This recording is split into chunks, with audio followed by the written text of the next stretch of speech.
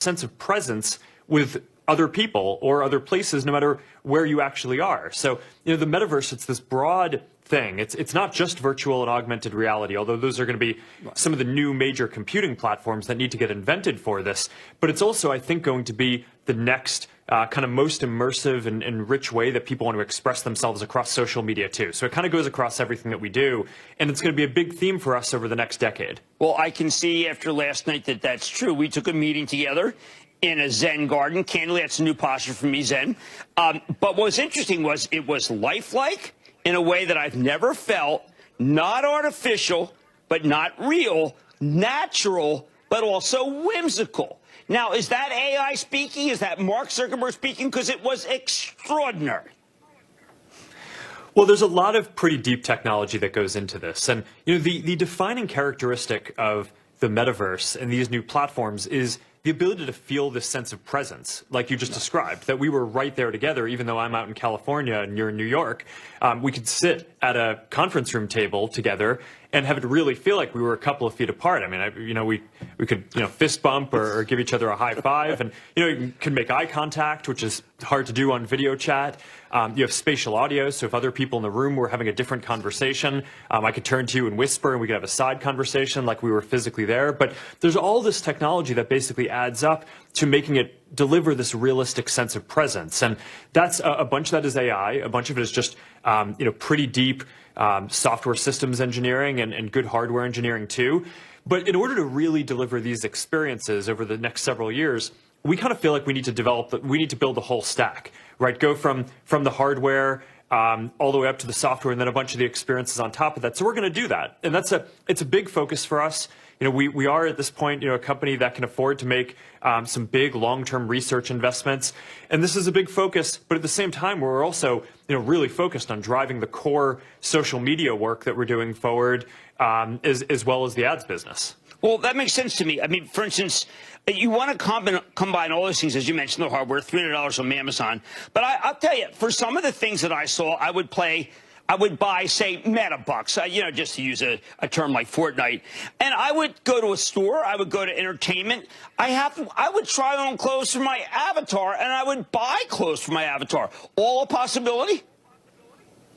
Yeah, I think that this is where we're going. Our North Star is that, by the end of the decade, we hope to basically get to around 1 billion people in the metaverse doing hundreds of dollars of commerce each, buying digital goods, digital content, different things to express themselves. So whether that's clothing for their avatar or different digital goods for their virtual home or things to decorate their virtual conference room, utilities to be able to be more productive in virtual and augmented reality and across the metaverse overall. So I think that there's going to be a massive economy around this. It's going to create a lot of opportunity for creators. That's why you hear me talking about the creator economy so much. I'm just really excited about a world where you're going to have millions of more people who can do creative work that just makes them happy as their job, instead of some of the things that they might be doing today because they feel like they need to in order to make money.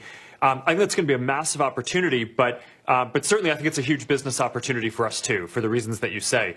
Our playbook over time has been build services, try to serve as many people as possible, get our services to 1 billion, 2 billion, 3 billion people. And then we basically scale the monetization after that. And we've done that with Facebook and Instagram. WhatsApp is really going to be the next chapter, with business messaging and commerce being a big thing there.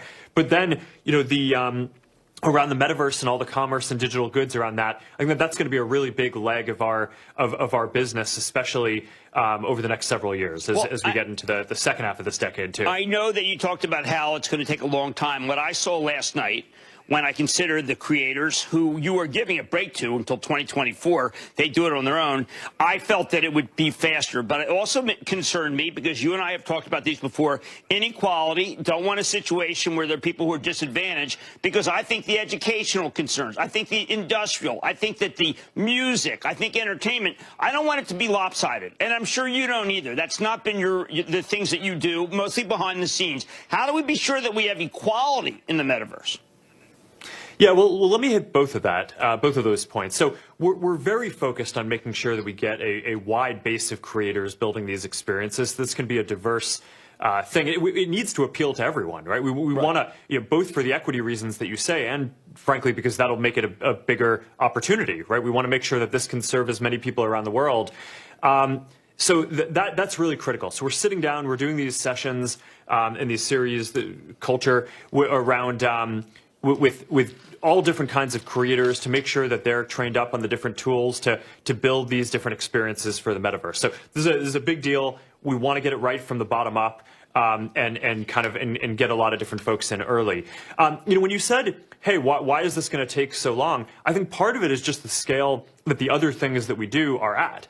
When you're talking about our apps reaching billions of people, and Quest 2 has been a hit. I've been really happy with how that's gone. It has exceeded my expectations. But I still think it's going to take a while for it to get to the scale of several hundreds of millions or even billions of people in the metaverse, just because things take some time to get there. So that's the North Star. I think we will get there. But the other services that we run are at a somewhat larger scale already today. Well, we're going to get to those in a second. I don't want anyone to go away. We have more with Mark Zuckerberg after the break. We are still out of the metaverse, but we were in it last night. A lot of good clips right behind me. Stick with Mad Money. In one moment, we'll be back, Mark. Coming up, Mad Money has entered the metaverse. We're going to get to 1 billion people in the metaverse. Kramer's one-on-one with Mark Zuckerberg continues next. If we don't fix climate change, it will fix us. Can ExxonMobil go? Oh, yeah, I think as big as the current social media business that we have.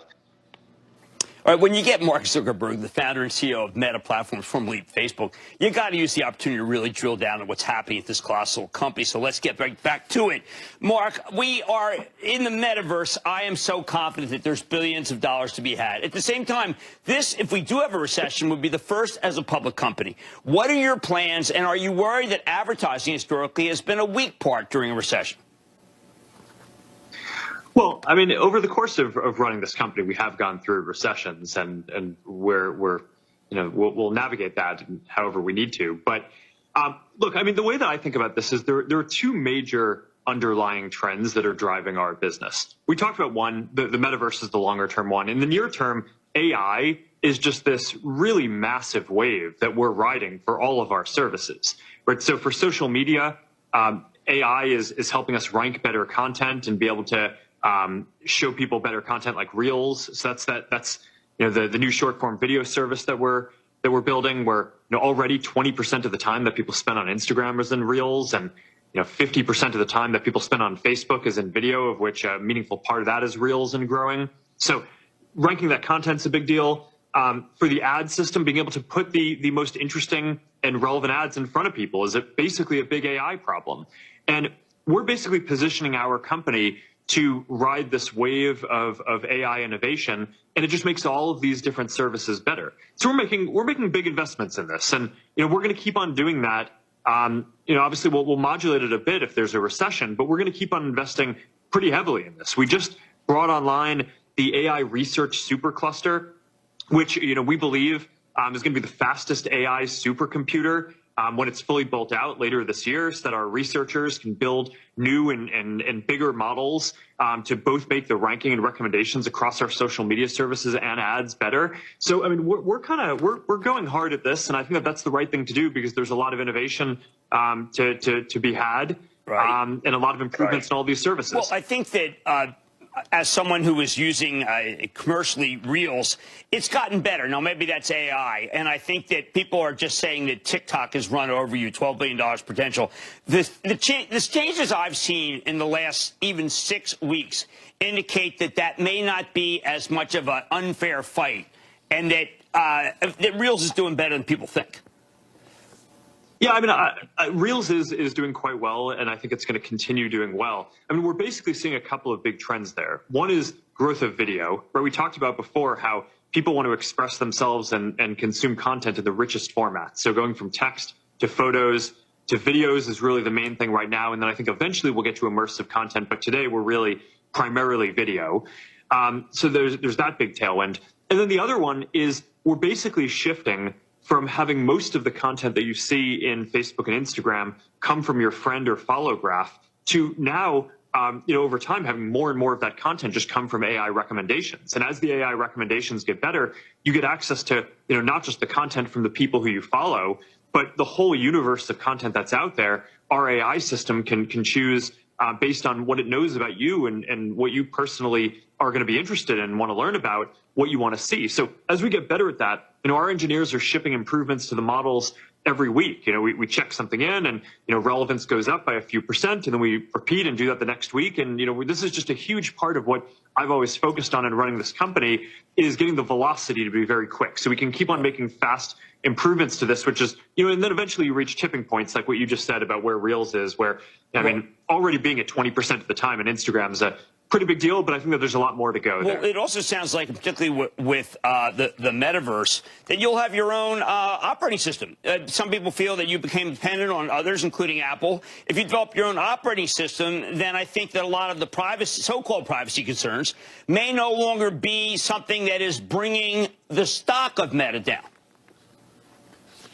Yeah, well, I think over the long term, we're going to need this level of integration between hardware and operating system and the services that we're building, just in order to be able to deliver the experiences that we want to build. So I think that's a big part of the Metaverse investment that we're making. The AI investments that we're making will also go towards that. But yeah, I think that those investments are really setting up our company to build a new pillar of the business and be a lot stronger for a decade or two to come. But the things that are driving the most results right now in terms of making the products better on a day-to-day basis and making the ads more relevant and driving the business results is really just these massive improvements in the AI work that we're doing, and the just quick velocity of being able to of just have all these engineers empowered to try out building different models and just have that contribute to better relevance and of what we're showing. That makes it that the services are better, whether you're an Instagram or Facebook, or if you're an advertiser, or if you're just across all of the different things that we do. Okay, that's excellent, because that's what I'm seeing myself. Now, I wanted to ask you, when I first met your team, I was grateful to be working with Sheryl Sandberg. She was helping out small business. That's my passion. She was helping to create sites, give them the support they need, especially less capitalized, and also companies owned by minorities. This was an incredibly important role, not just obviously for Facebook, but for the country. I thought, again, much bigger than the advertising job that she's often pegged with. Can she be replaced, given the fact that this was something that I felt was also heart and soul Facebook? Yeah, it is the end of an era for the company. Sheryl is an amazing person. It's hard to give her enough credit for what she's done to build this company. She didn't just build and architect the advertising business, like you just said, but she really has created the management culture at our company. She trained me to be a manager and leader, as well as most of the rest of our management team. She's amazing. And I'm glad that she's going to remain on our board, so I can continue to tap her for advice, and I'm sure she'll stay a close friend. But there's no doubt that it's going to be a different world, right, running this company without her. Now, for where we are today, I don't really think that it makes sense to replace her role directly, for a couple of reasons. One is she's somewhat of this irreplaceable person, right? She's a superstar and kind of crafted the role in a specific way. But the other thing is just for where we are today, I don't really think it makes sense anymore for us to have a product and engineering side and a business side of the company. I think it needs to be a lot more integrated. So what we're doing is basically taking the different business functions and operations functions and combining them in with the product functions to have a much more integrated and functional company.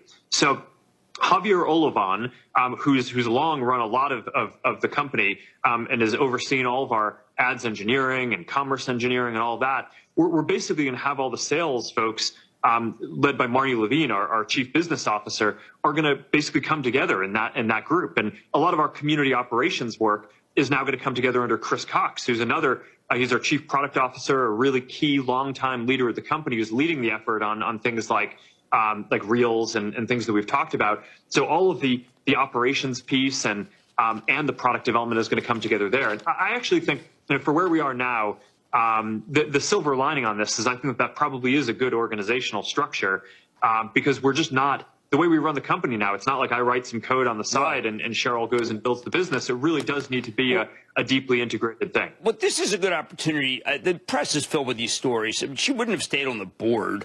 That there are issues, investigations with Sheryl Sandberg. I've not been able to confirm any of that. I'd like to put it to rest right now. Well, look, what I can say is, I don't think that any of the stuff that's been reported contributed to her leaving the company. Of course, you'd have to ask her about that. But what I can say is I have nothing but gratitude for the amazing work that she's done at the company. She's going to stay on our board. She's a key person. She's a close friend. It really is. I mean, I can list off her accomplishments, but it's almost impossible to overstate how important she's been in the development of the company. And it's personally important to me. I've seen some of this reporting too, and obviously when people allege things, it's important to kind of look into and understand what's going on. But from my perspective, I mean, I just think no one should think that our company has anything but gratitude and love for the amazing amount of value that Cheryl has created. I mean, that's certainly how I feel, and that's deeply what I see our management team feels too. Now, I know that there was more scrutiny of what you were up to because I think of some of the things that, there were many things that didn't go exactly the way it was planned. But let me ask you, I've seen the parental controls that you want for Metaverse. I think they're strong. The Wall Street Journal agrees with they are strong. Were some of these things because of what you learned from initially with Facebook, and are you more willing to be able to say, you know what, we've got to work with different constituencies to get this right? So there's nobody who just says, you know what, I don't want to go back in the world because I'm in the metaverse, and it's just so much better than my real life. Yeah, I mean, one of the lessons that I've learned over the last several years is we have to build these kind of safety controls in from the beginning of these products. And we should also work with different stakeholders and policymakers and different experts to figure out what the different controls should be. And we have the opportunity to do that now with the metaverse from the ground up. So, one of the things that we launched in our Horizon social platform is this feature called personal boundary, where literally you have a space around you that's like a few feet where other people cannot come within that space. You can take it down if you want people to be able to come closer, but it just makes it so that people can't kind of get in your space if it's going to make you uncomfortable. You can block people and have them disappear if they're bothering you, which obviously I think is something that a lot of people would like to do in the physical world, but it's not a feature of the physical world. So that will be something that I think will make the metaverse a lot more comfortable for people. And we're going to keep on working on this. I mean, this is just the beginning, but we do have the opportunity to get this feeling of safety and comfort and control really built into these things from the beginning. And that's a thing that we're all committed to doing. All right, well, one last question, because I am a stock guy. You're a huge cash hoard. Obviously, you're a believer in the metaverse. How are you going to continue to buy back stock here, plow it back into metaverse, which I now think is maybe the right thing to do because it could be trillions? I'm not being too aggressive with that. You have articles which say that it could be a $3-4 trillion economy in the metaverse. What's the right thing to do for shareholders of Meta? Well, I mean, I think it's all of the things that we've talked about. So I am going to keep on making the long-term investments in the metaverse because I do believe that's the next platform and medium. And I think that's the right thing for shareholders and the company over the long term. And I think it's going to deliver some amazing products. Also going to invest a lot in AI because I think that infrastructure is going to deliver a lot of the returns and make the experiences across Facebook and Instagram and our ads and all the other things that we do better over the next several years as well while we're waiting for the next set of platforms to kick in. So that's a big deal, and that's a big set of investments. But, like you said, we're quite profitable, and I think we have enough capital from what we do to do the two things, make the AI investment, make the metaverse investment, and also return more capital to shareholders. So, I mean, that's something that I don't unilaterally make those decisions. That's something that we discuss with the board and all that. So I don't have anything new to announce on that today. But, I think, we have a big enough platform as a company that I think we should be able to do all three of those. And I think it's the right thing for the company to do all three of those to push ahead, improving the business, positioning us for the long term, and returning capital. All right. Well, Mark, I want to thank you. Thank you for introducing me to the metaverse. Thank you for your time today. And it's always good to see you. Thank you. Yeah, you too. Thanks for having me on. All right. That's Mark Zuckerberg. He's the founder and CEO of Meta Platforms. Yes, I am entranced with the metaverse. Mad Money's back after the Coming up next, Let's make money together. What do we got? Kramer's bringing the thunder and answering your burning